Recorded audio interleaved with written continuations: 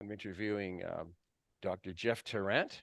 Jeff has been working with all kinds of psychic states and mediums and doing quantitative EEGs and as well as raw. It's cool that you get into the raw EEG and look at the anomalies as well. I like doing that myself.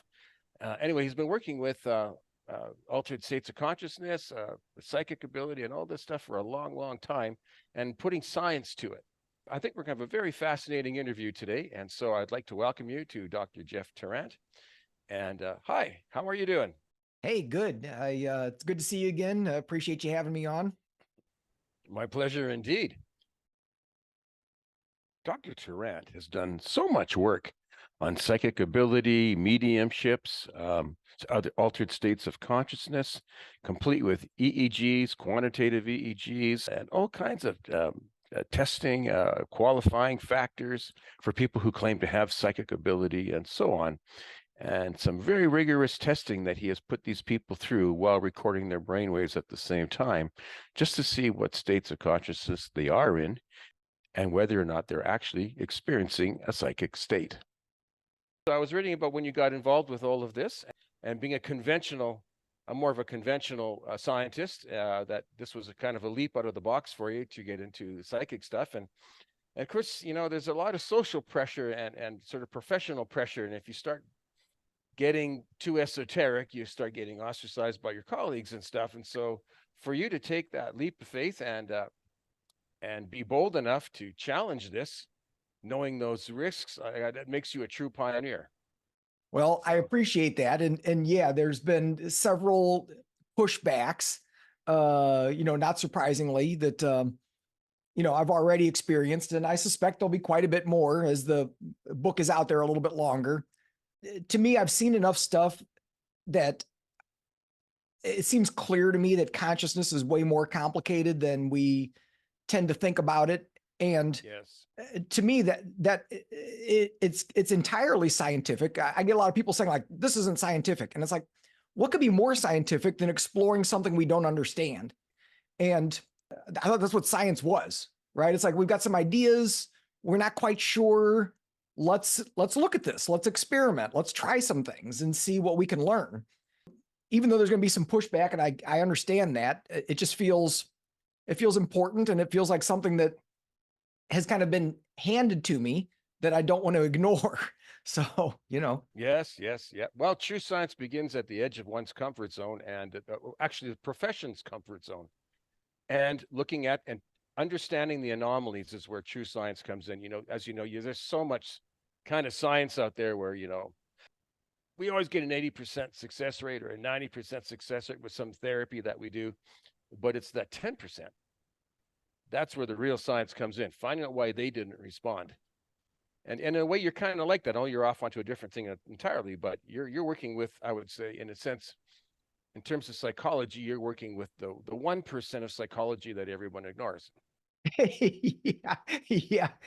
But it's interesting. So even though there's been, some pushback, it's been also very interesting seeing the messages I've been getting from people in emails who are scientists, medical doctors, psychologists, who are, encouraging and supportive of what I'm doing and sharing their own weird stories. It just seems like maybe they're less willing to be vocal about it, because of that pushback, and which I understand. It's not going to be something everybody is going to be comfortable doing, but it's been encouraging to me seeing that actually there are a lot of people in mainstream science who are interested and open to this. They're just not going to say it out loud. Oh yeah, very true. Well, I got to say, as a manufacturer of light and sound machines, I have certainly had my pushback as well. And of course, when I got into this, I didn't know if it was just a new age scam or what it was, until I did our study with our TMJ patients at the University of Alberta, and then went, "Holy smokes, this kind of works." This And works. then other people started doing studies, and then I thought, okay, I got to look into this. So then I went to the health sciences library and dug up every study I could find, and it turns out that flashing lights are very solid science. It's just a matter of people with the money to do the research. And as you know, big pharma isn't going to look at any of this stuff. The profits just aren't there. No. So No, and I think it's a similar story with this kind of psi research, right? That actually, when you dig in there, there's a lot of research that's been done. Yeah.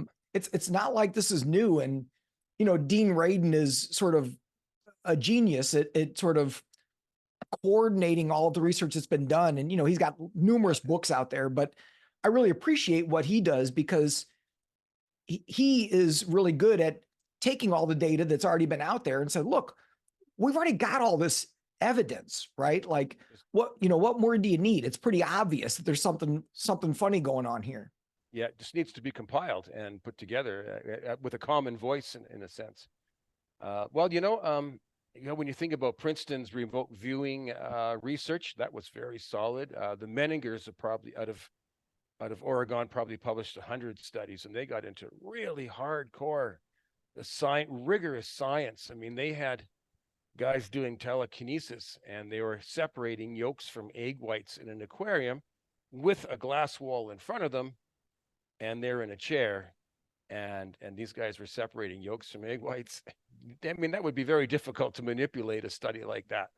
Yeah, I haven't seen that one. I got to find that one. That's a good one.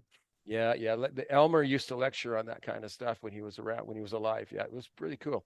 So speaking of small things that are pretty powerful, you're talking about holotropic breath work.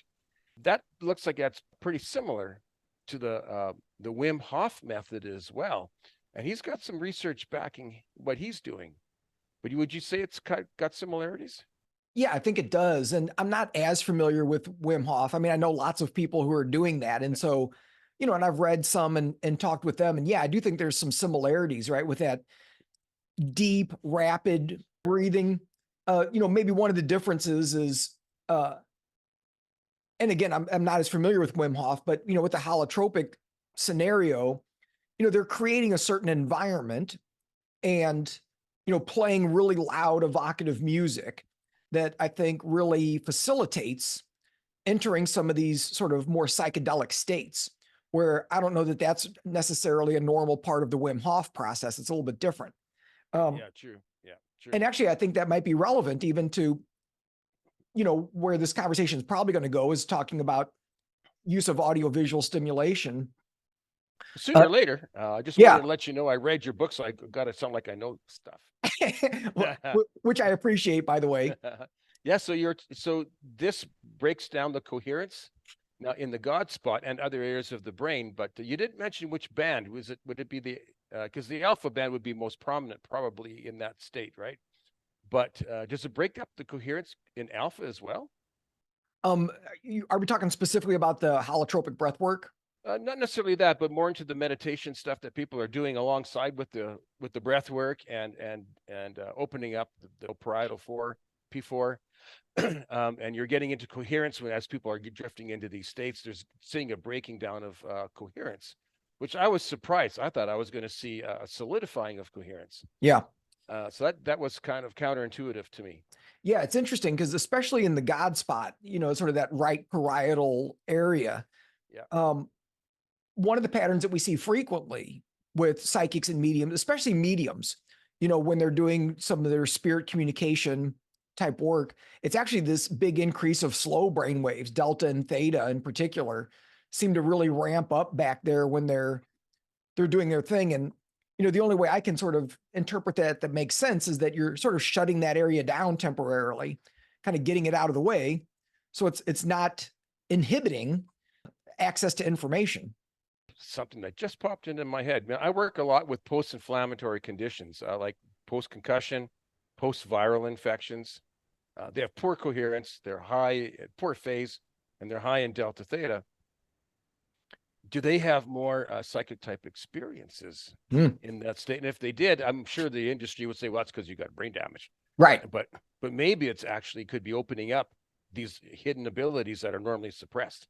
Can you enlighten us on that? Well, maybe. So it's interesting because there are sort of a high percentage of mediums and psychics who will talk about who have a history of a head injury or even seizure disorders, right? Things like this that, again, sort of on the one side, people might interpret that as like, oh, well, you're hallucinating, you're brain damaged. And so you're having these experiences, but they're not real. Your brain's just making stuff up. Um, but yeah, I tend to think of it as that it's unlocking, it's getting the brain out of the way from inhibiting the flow of information. So, I really like kind of Right. Aldous Huxley's reducing valve kind of way of thinking about consciousness, right? That the brain really, one of its primary functions is to limit information so that we can function in this world, in this physical world. But I think Oh, yes. when it does that, then, we don't have as much access, which is maybe why little kids are so tapped in, right? Just naturally, they see ghosts all the time, and they have invisible friends, and this stuff that's kind of normal. And then it tends to kind of go away, when their brain speeds up and they're more indoctrinated in, sort Sure. of a left-brained way of engaging. I mean, and just to get really Yep. specific about your comment about the brain injury, one of the first areas that I found, and actually the research that kind of got that area of the brain coined the God spot, was on people with traumatic brain injuries. And, Okay. injuries specifically to that area, kind of around P4-ish. And they became more, after their injuries, they became more spiritual. They had more spiritual experiences. So things like communicating with spirit energies or ancestors or seeing things. They also became more empathic. And, so Sure. that seems very interesting to me, that it's like, this ability to connect with something outside of yourself, whether it's Yeah. sort of whatever you want to call it, whether it's energy or whether it's connecting with another human, is actually enhanced by quieting down that part of the brain. Sure, sure. And I can just see, because when you weigh the way people think, it would be chalked up as, well, that's just an artifact as a result of your brain injury. That's how the profession would certainly would see that, not as we opened up something else. No, they would see it definitely as a dysfunction. For sure. And and maybe that does happen in some circumstances, but particularly that part of the brain, and there's been other research, right, where they've sort of inhibited functioning in that area using whatever, repetitive transcranial magnetic stimulation or something else. And when you do that, interesting things happen. And so, yeah, again, you Yes. could, it could say, oh, well, that's just an artifact of the brain making things up. But I think what argues against that for me is a lot of the mediums that I've had the opportunity to study have gone through a really rigorous certification process. I Yes. mean, like, the certification process is ridiculous, like what they have to go through. And what they're essentially doing, it's triple, quadruple blinded, which I can't even figure out how they do that, to get this information. And then there's, sort of blind raters indicating how accurate the information is that's coming through, how relevant and how accurate it is. And so there's mediums that can do this just time after time after time, and very accurate, very specific. They call it evidential mediumship, because they're producing evidence that's, you Right. know, and so, I've seen this over and over again, people coming up with specific names, right? That, in fact, one of the readings that I had done on me in one of my first experiments, I just met this person. She didn't have time to Google me. And I'm not sure she would have found this anyway if she would have looked me up. But, she pulled up the name of my grandfather, which was Giuseppe, right? It's not a name you're going to guess. It's not a name you're just going to pull out of thin No. air, right? Yeah, Um, that's a lot like the remote viewing research that they did too, where they would have a sender, a transmitter. They would show up at the to school, and the secretary would give them an envelope with a couple of airline tickets in it. They'd go hop on the plane. They'd end up in some place, and then there'd be a receiver describing where they are and what they're seeing, and then they would forward all that to a mathematician who would crunch the numbers and say, what are the probability that this could just be dumb luck. I mean, if you just landed at the airport, the guy could say, well, I see planes in your field and I see a building and a tower. But no, these guys could end up, because after they got to the airport, they then had a ticket to a cab, and the cab would drive them someplace and just drop them off. And it could have been a forest, it could have been a waterfall, it could have been a lake, could have been a city, slums or high rises. Nobody knew where they were going to be. And there was even one documented case that really gets into sort of the psychic side. And the guy, he got his airplane tickets, and there was a malfunction on the plane. And so he didn't arrive to his spot until he was 4 hours late. But meanwhile, the receiver had already done the viewing before the guy got there and described what he was going to see when he got there. And that was pretty impressive. Yeah. Yeah. I love that because, yeah, you know, time and space. Yep. You know. So yeah, it's pretty cool stuff.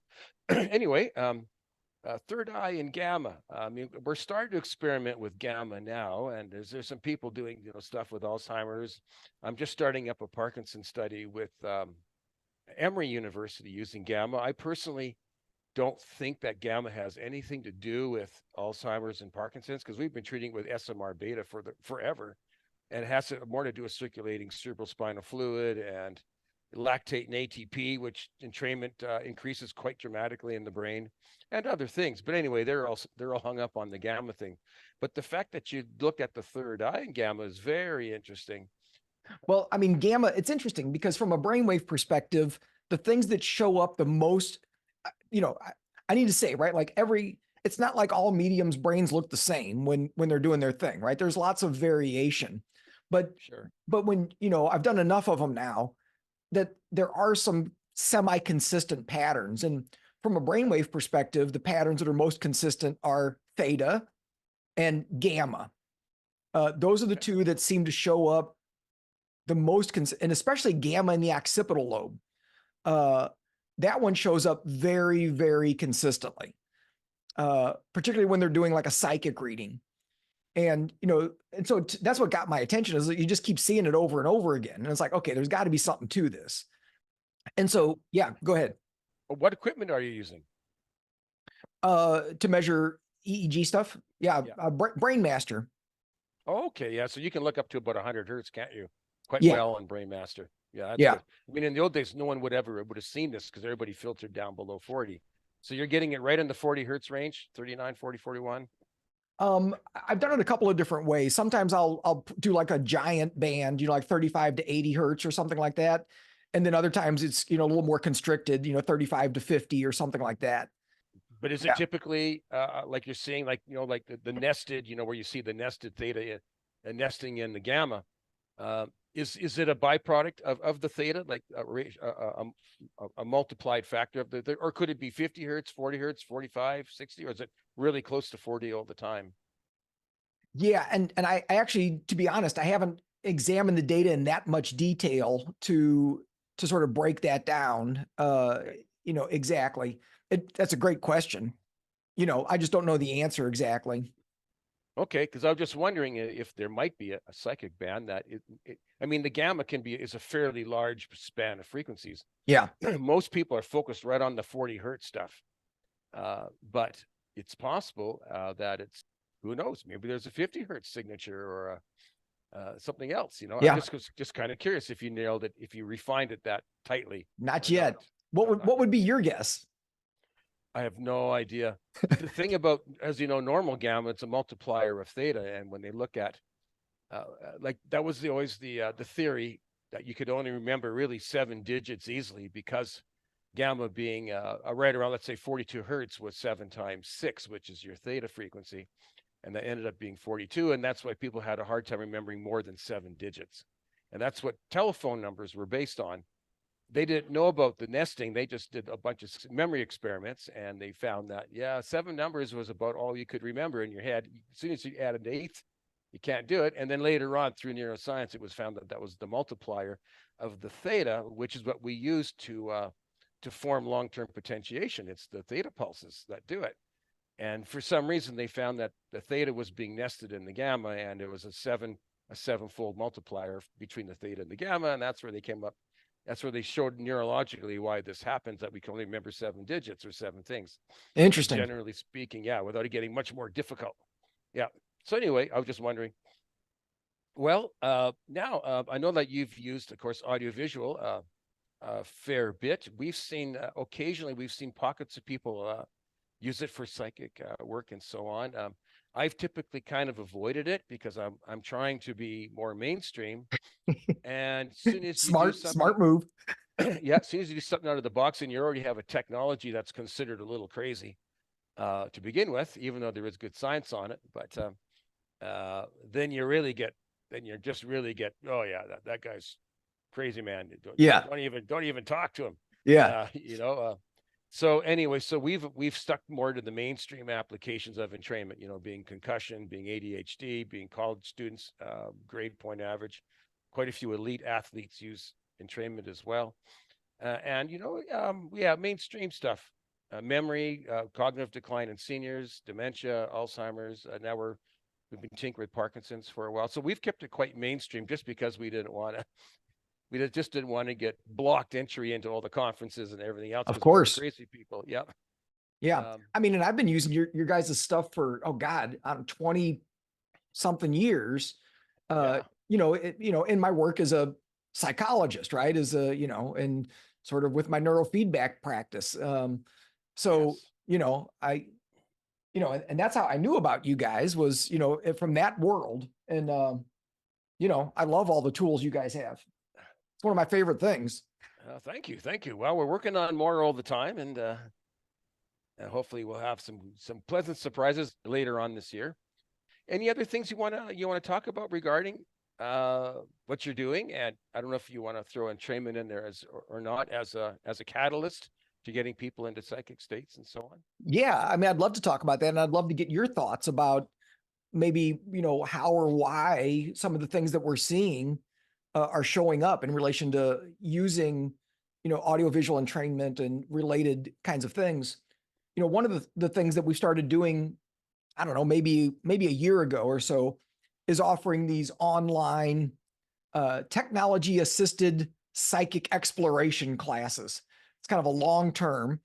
But so, in the classes, we meet for 4 weeks online, and everybody gets a set of Mind Alive glasses, whether it's the Spectrum glasses or one of the kits. And we usually use the David Plus. Delight Plus. Yeah, the David Delight Plus. Yeah. Because it's got more options in there, and then get the multicolored Eyeset. And so those are the kind of 2 options that people usually use. And so over the course of the 4 weeks, now it's turning into a 6-week course. Each week we explore a different protocol and try some different psychic games or, some whatever. And people then experiment with it for the week before we meet again and try something different. So it's been interesting doing this because I think we've taught this now 6 times or 7 times or something. And I would say the vast majority of people find it to be a helpful tool to kind of tap in, whatever that means, right? But the exact protocol, I thought we would land on something that was like, oh, this is the one, right? This is the protocol. But it's interesting because it doesn't seem to be the case. It seems to be there's some individual variability, which actually makes more sense to me in retrospect. Some people seem to do the best with a Theta protocol. Some people seem to really like the Ganzfeld. Some people, like the left-right hemisphere differentiation. Of course, in this case, we're doing it opposite of what most of the left-right protocols are that are built into the Mind Alive system, right? Because those are stimulating the left hemisphere a little bit faster than the right hemisphere. And so we're flipping that, right? So kind of protocols that we designed, and I know your newer device actually has some of those in there, where the right hemisphere is more active than the left. And so it's interesting because everybody seems to like a slightly different protocol. However, I am starting to see a theme where the Ganzfeld and that right-left differentiation seem to be the ones that are the most consistently helpful to people. And so that's been very curious, and I'd love to hear any thoughts you have about that. Sure, I do have some thoughts on that. Years back, because I've been doing this for 40 years, believe it or not. And years back, when I was doing a fair bit of psychic playing around, it's partly because the guys at Western Washington, I think it was Western Washington University out of near Seattle, they were channeling entities as part of their parapsychology courses and stuff, and they were sharing some of their experiences with me, which were pretty wild, some of them. And they were thinking that Schumann was about the best frequency for channeling entities and things. But what I have found, I read some accounts of like Edison, for instance, when Edison was dreaming up new inventions, he would stand up on a reclined board against the wall, and he would have a ball in his hand, and he would push himself into a real sort of a trance state so he could get his subconscious going. And then when he dropped the ball, he knew he was getting too deep. He wasn't quite lucid enough. And so he would use that as his measure to when he was in that state where he could start thinking of new inventions and stuff.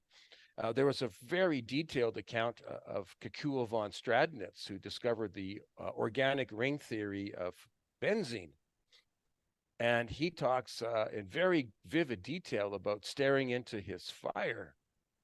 And he was a university professor, and he was trying to come up with this organic ring theory.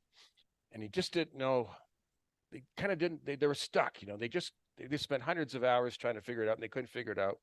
So he was just gazing into his fireplace, which he'd often do when he wanted to get insightful. And we went into a trance, gazing into the flickering flames in his fireplace. And while he was drifting into this trance, there were some snakes that formed in his vision. And the snakes formed a circle, and they were biting the tail of the snake in front of them, and they were going around in circles. And slowly the snakes started turning into molecules. And then he saw this molecular ring and discovered the organic ring theory of the benzene molecule. So that was pretty cool. So after reading this stuff and some of these experiences with the guys in Washington, I started experimenting myself.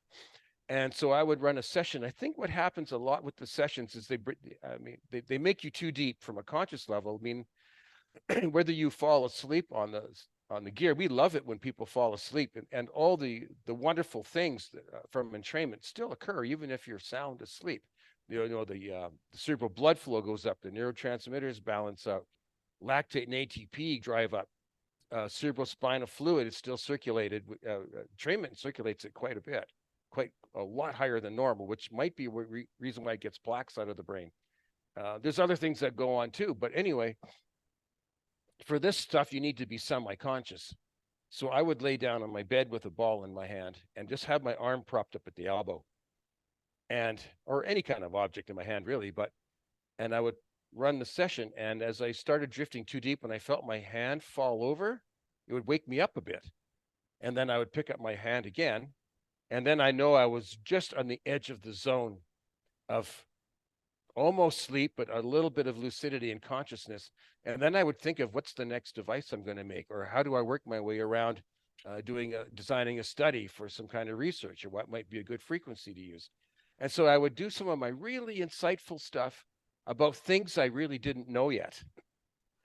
I guess that's maybe a way of saying it. And I would get some of these insights. For me, design work and development that we've been doing forever it's always been about, well, just let me float on it. I'll collect some information. I'll get a bunch of data from my left brain, that frequencies, blood flows, physiology things, this, that, and all the other things. And I'll get all this knowledge and data accumulated in my brain. But then I need to walk off, and I need to let the right brain do a holistic processing of what I know from the left brain side, from the data side, right? And so this would sometimes really allow me to put stuff together that I never would have thought of if I was just conscious all the time. Yeah. Yeah. And that makes a lot of sense. And it's consistent with a lot of some of the other research that we've been able to do and things we've looked at where, it seems like language, which, obviously for most people is largely segmented over into the left hemisphere. Yeah. And it seems like language is what gets in the way a lot of times with being able to access information, because as soon as we start applying language to something, of course, we've limited it already. Yeah. We've created a structure and an analysis and, trying to sort of put it into a pigeonhole. And so I think that's one of the reasons that the right-left brain approach works so well for us, is because I think it helps people get out of that left-brained way of analyzing, where the right brain more just sort of experiential awareness can kind of kick in. But yeah, it's tricky, right? Because you still have to use language to pull it into conscious awareness. Yeah, well, that's the problem when you're stuck in a box, right? When it's always about getting out of the box and seeing what's outside the box. And we have so many things that box us in. What will our colleagues think of us? What are the social implications? What I believe to be real and what I believe to be not real? And it all depends on how much Kool-Aid I've drank over the years from my teachers and mentors and whatever else. That can really lock a person into stuckness. With their thoughts, right? And so being able to drift into these near trance states allows a person to let those constraints go and see the actual logic, not the logic we're trying to frame based on all these other constructs that are part of our lives and that are influencing us all the time without our awareness. So I would say that in terms of what's the session that your people like to use mostly, it is probably the session that puts them right on the edge. And Ganzfeld is good at that because a lot of the other sessions will put people right to sleep, especially if they haven't been sleeping that well. They're a little stressed out. They're a little tired. They just go right to sleep. But you might find that the Ganzfeld people might take a half an hour to get into that state. Whereas if you ran them on Schumann and had their arm propped up with a ball, or maybe some kind of a heart rate variability or other form of biofeedback that would send a signal into their headphones and say, wake up, you're falling asleep.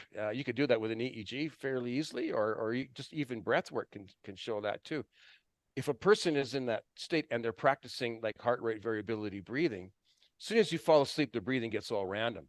Well, that could flag easily some kind of a little bit of an alarm or a sound cue. Remember the old days of alpha theta training where you have a babbling brook and it would shift to ocean waves as you drifted into theta or alpha, and you would know you were crossing that line, right? On a minimally conscious way, you'd know you were crossing the line. I thought some of that was some pretty brilliant research. I Yeah. don't know if people do that anymore, but just subtle cues to just keep you in that zone. But you could probably take some of your Ganzfeld guys and you could put them on an actual frequency. And I don't know what frequency they might want to use, but a frequency that gets them into trance in 5 minutes instead of half an hour, but use these other cues to keep them from going too deep and just keep them Yeah. on the edge. That's That's interesting. my thought.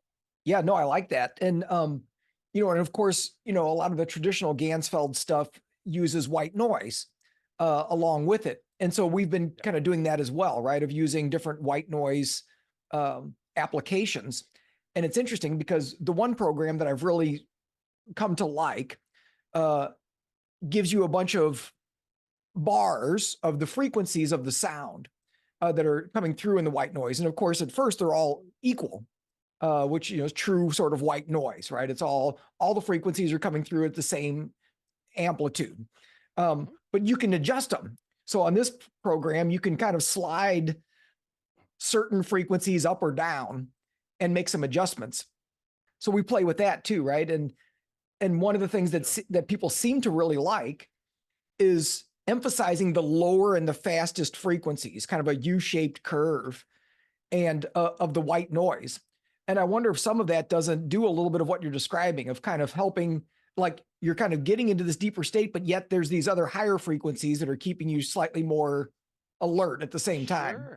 Sure. Well, you like turning up the bass and the treble controls on your stereo.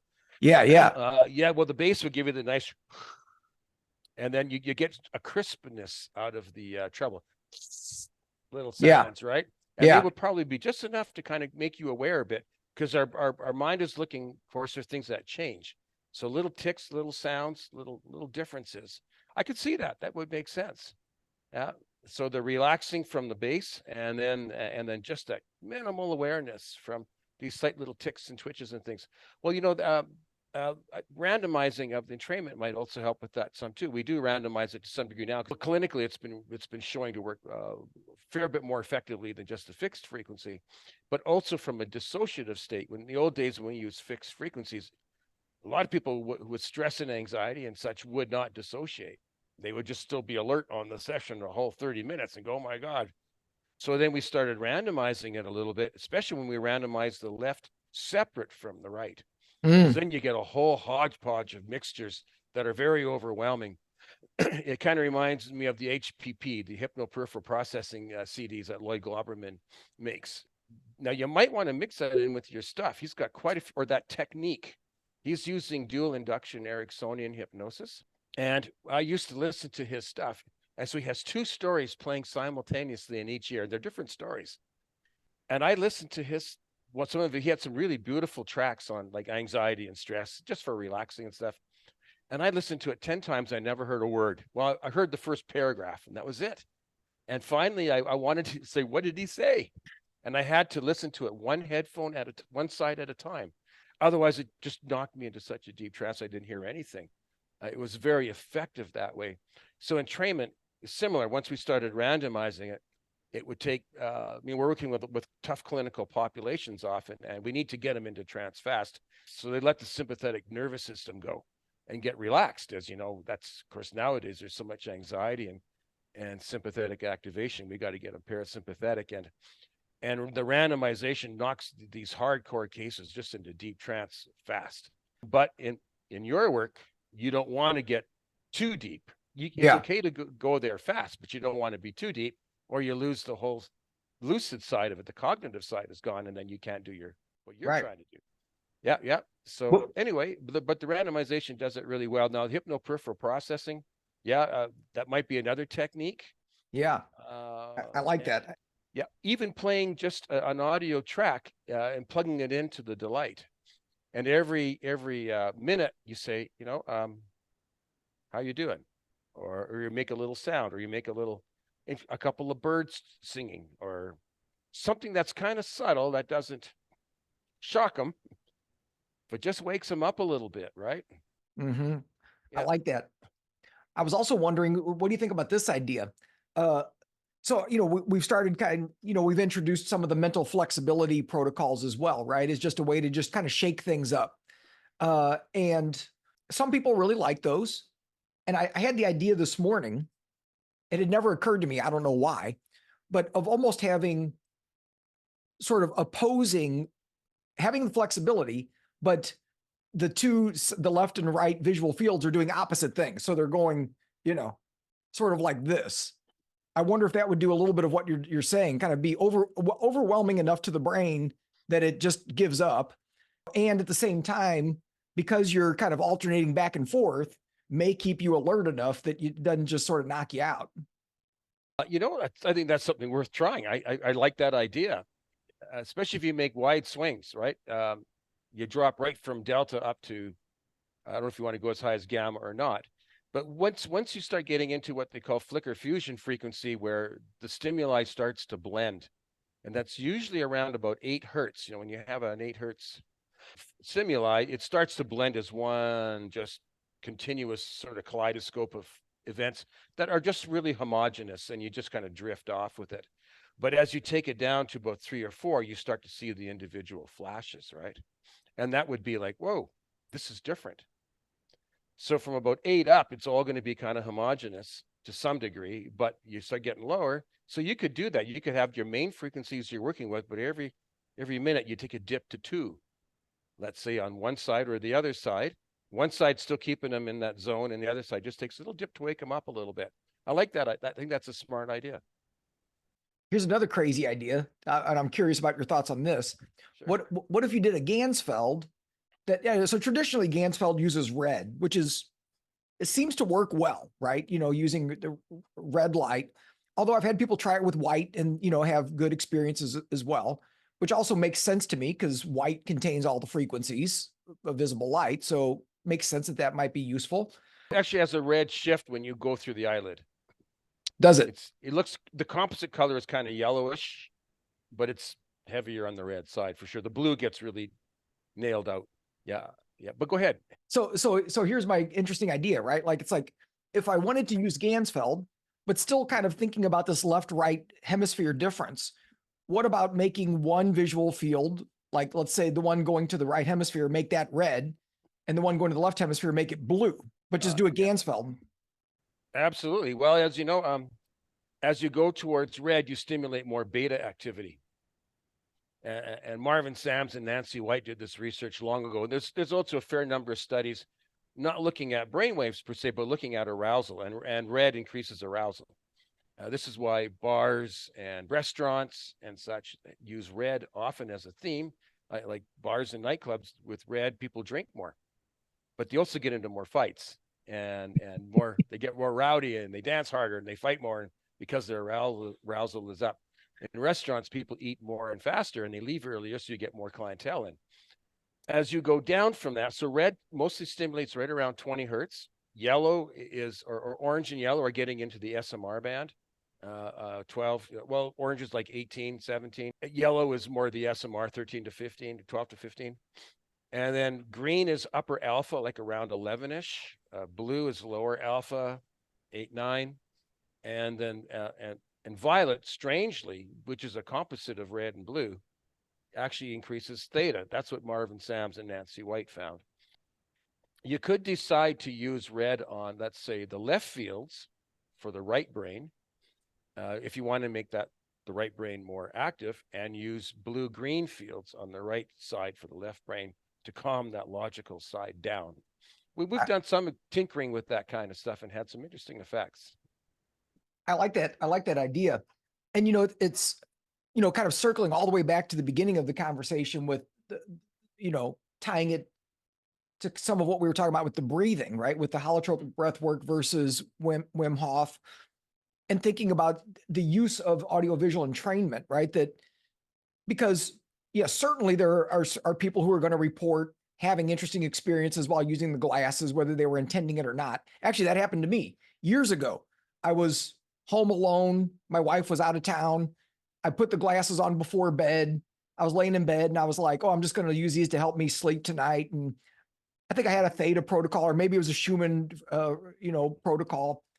And I was home alone. I knew I was home alone. And I got into the session and I would have bet $1,000 there was somebody standing right there staring at me. Yes, I've had that experience too. I was so freaked out. I had to take the glasses off. I'm like, come on, dude. Like, you know, nobody's there. And it was like, I had to like take the glasses off and like, okay, nobody's there. Right. And it's like, you know, so I know people have these experiences when they're not looking for it, but there may be something different when you're setting an intention, right? Like so it's not just using the glasses, but using the glasses with a specific intention, you know, so it would be similar to meditating, right? Like you can put the glasses on and they're great and they do all kinds of good stuff. But if you're putting them on, whatever, put it on 9 hertz and you're doing some sort of a quiet mind type meditation, well, that's different, right? It's a different kind of a experience, you know, because you're consciously doing something with your mind at the same time. Oh yeah, I believe this stuff really magnifies intention. Just like Kakua von Stradnitz with the organic ring theory, looking into his fireplace, or Edison on a reclined board dropping his ball. Yeah, I think this stuff definitely magnifies intention.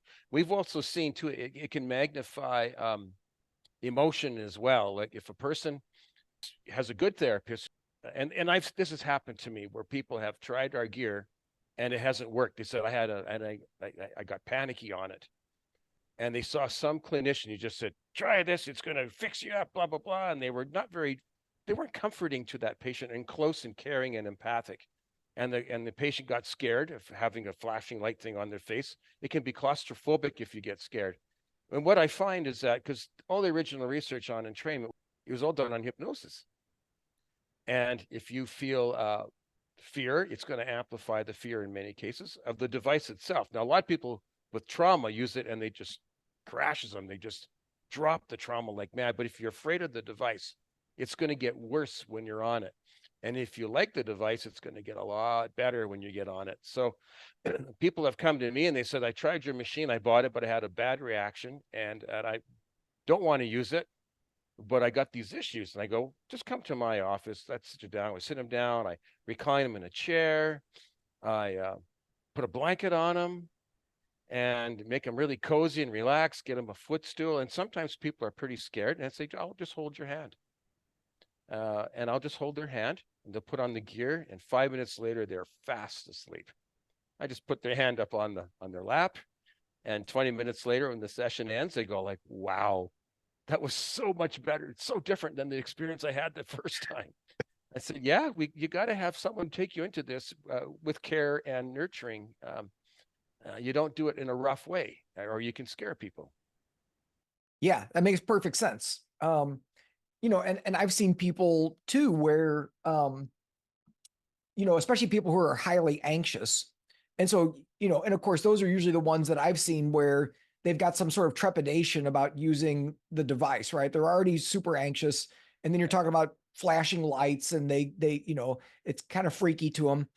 And I've noticed that if I just keep aside from being soothing and all those kinds of things, if I also just turn the intensity down, so that it's not super, cranked up, that usually they're fine. Yeah, And yeah, just turn it down so they can check in once in a while to reality and know that they're safe, yeah, right? Yeah, they'll turn up the intensity later. Yeah, there are people who can only run audio only the first few sessions before you even introduce the lights. I've seen people react on the hypnoperipheral processing because the two stories at one time, and well, there are people who are just afraid to let go. yeah, There are people with trauma who are afraid to let go because they don't want to lose control. And there's certainly, I've seen enough of the drill sergeant types. I'm the man, and they don't like letting go either. No, they're afraid of letting go. They got to be in control. They got to be the boss. yeah. Alpha males, hardcore alpha males have got these problems. They don't like our gear. Hardcore alpha males. Yeah, police struggle with it. But if you can get a cop with with trauma to actually use it, and to do that, you can't. They don't. I don't want to be a doily. I'm a man's man. I'm not a doily. I'm not a flower. So you got to give it a macho presentation, almost like a Tim Taylor. Har, har, har, this is good. This is hardware for your brain.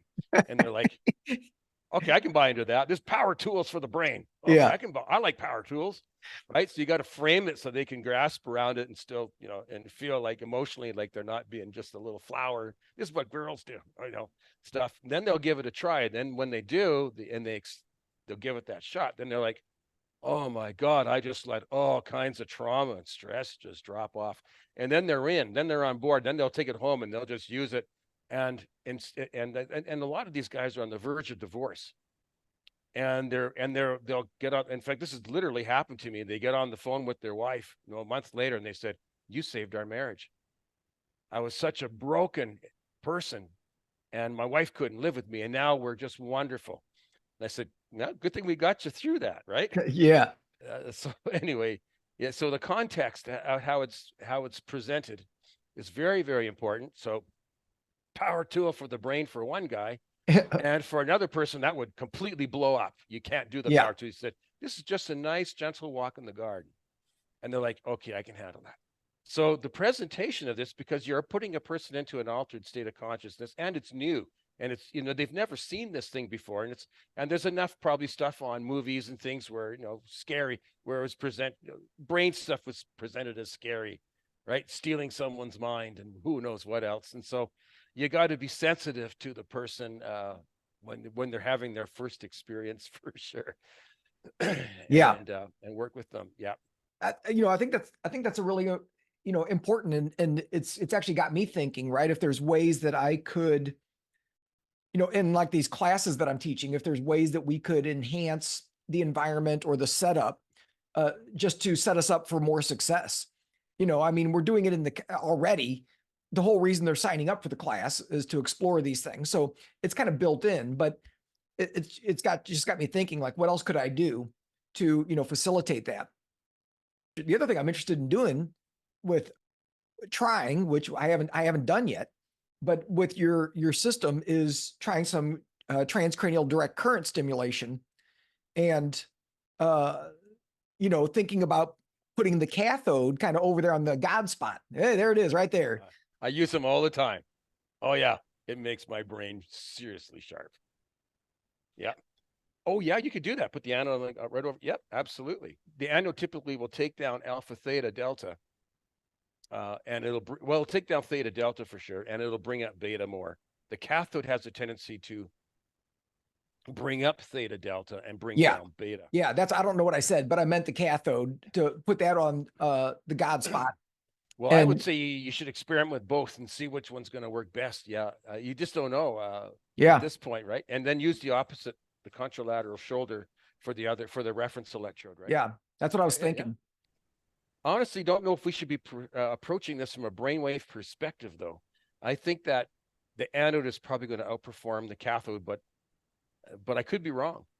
I It's could definitely be wrong. Well, it's interesting because, I was saying before that the primary thing that I've seen with that God spot is kind of it shutting down, right? Like that increased delta or theta, but it's not always the case. Sometimes there's like gamma that ramps up over there Sure. when somebody's tapped in. So it's not always one or the other, or sometimes it's both, right? Like it's like the whole spectrum, you got Sure. all the little brain map heads lined up, and it's like they're all lit up in the same spot. But it usually like alpha and beta in the middle. There's not much going on, but it's like the lower and the faster frequencies, are pretty ramped up.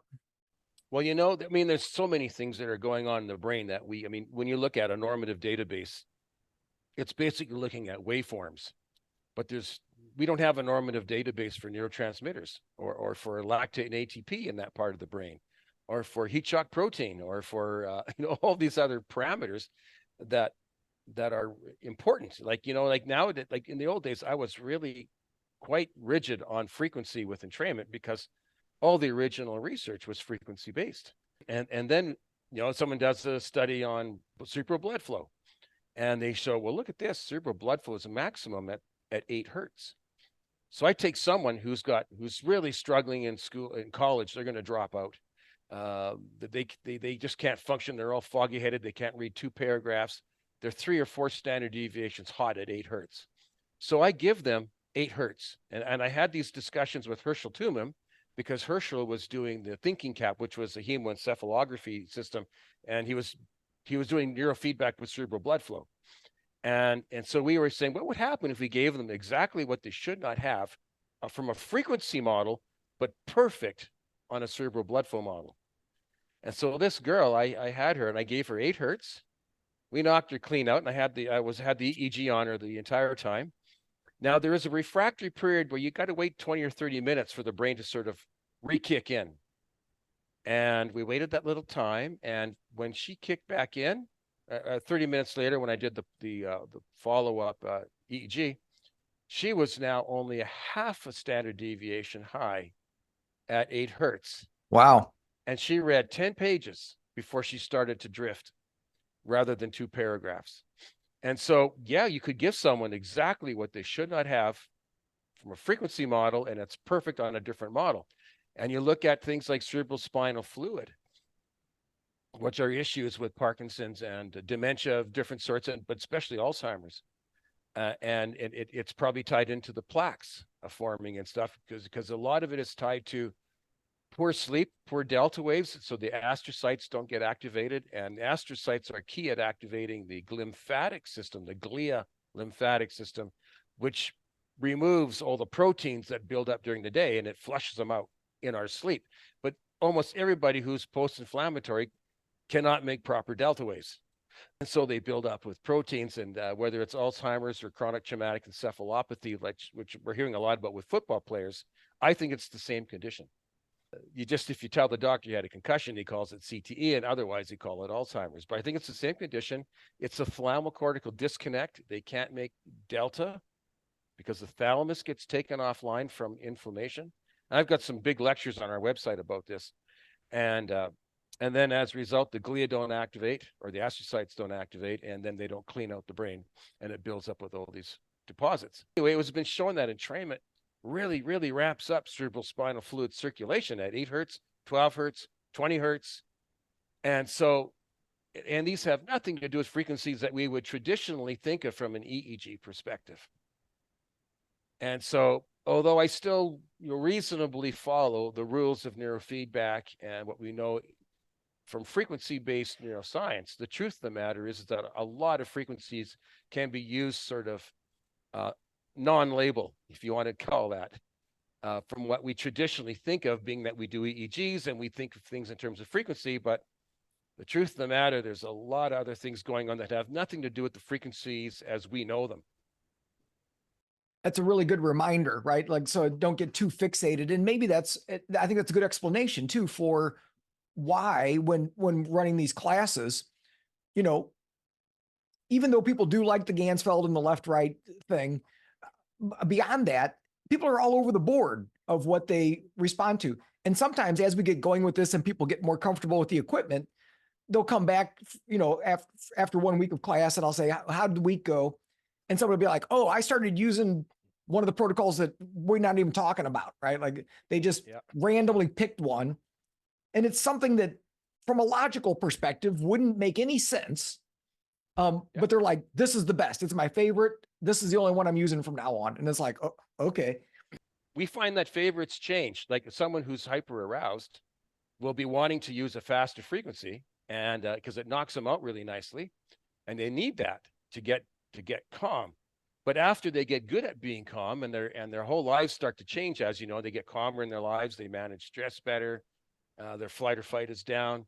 After a while, that doesn't work anymore because now it takes them too deep. So now Ganzfeld starts working, and we have seen this kind of thing happen many times where you got to adjust the protocols over 2 or 3 months because things will change. And with what you're doing in terms of getting into those minimal states of consciousness, I would expect that you're going to find that your calmer people respond quite well to Ganzfeld right off the bat, but your more aroused people need a frequency first. But I bet you a month or two later, that frequency doesn't work so well. And now you got to take them down more to Ganzfeld. Interesting.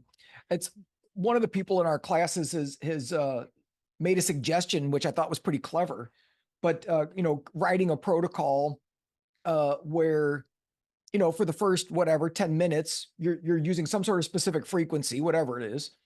And then for the next 10 minutes, switch over to Ganzfeld, where it just sort of automatically switches over for you, you know, without having to sort of like set up a new protocol. And I was like, that's actually pretty clever. I like that.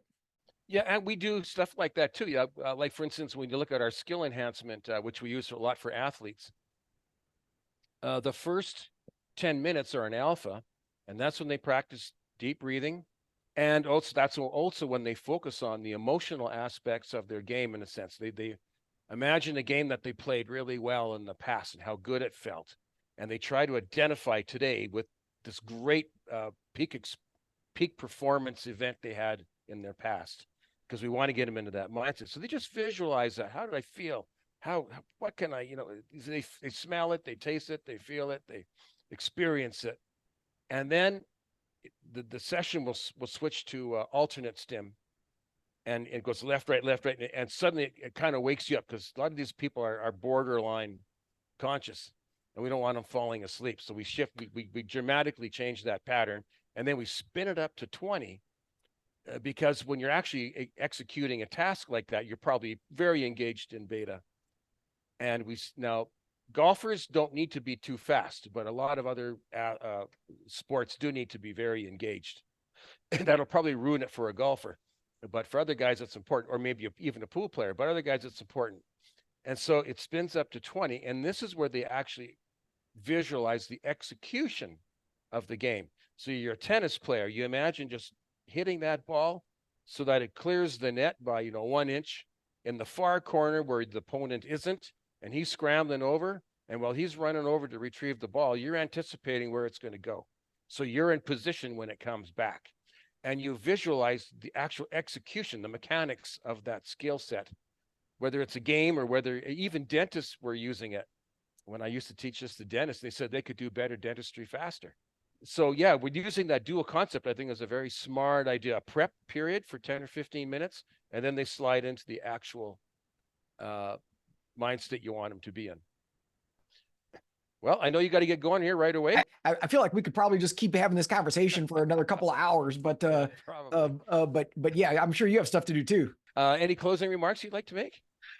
I mean, I don't know if there's closing remarks specifically, but it's just really it's fun to have this conversation with you. And for me, just seeing, even though you've been doing this for a long time, this technology's been out there, starting to explore and investigate new applications, right? And it's like, I think there's a whole realm of ways we can explore consciousness using this tech that really, I mean, people have been doing it, but it hasn't really been talked about or been, sort of formalized in any kind of way. So for me, it's super exciting, and I appreciate it. I appreciate all the work that you've done to sort of make these tools available.